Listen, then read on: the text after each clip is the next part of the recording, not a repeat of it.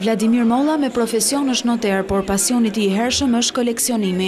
Për herë të parë në një ekspozitë të koleksionistëve korçar, ai ka sjellë para publikut kapakun e një libri prej lëkure 200 vjeçar, libri i cili në një anë të tij ka 12 stema princash, që mendohet të jenë të princave shqiptar. Prandaj jemi koleksionistë që t'i ruajmë këto gjëra.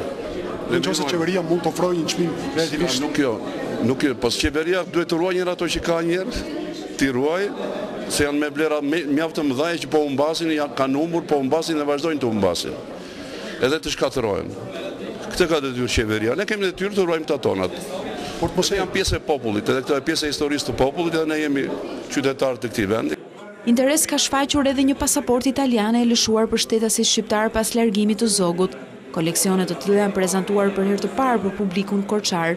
Në këtë ekspozitë u paraqiten edhe dokumenta të ndryshme të kohës së Turqisë, deri tek flamuri i parë në shërbimin tonë doganor, sikundër u prezantuan dhe libra, monedha e deri certifikata pronësie që nga koha e gjonturqëve. Kjo ekspozitë është zhvilluar në kuadër të 100 vjetorit të pavarësisë.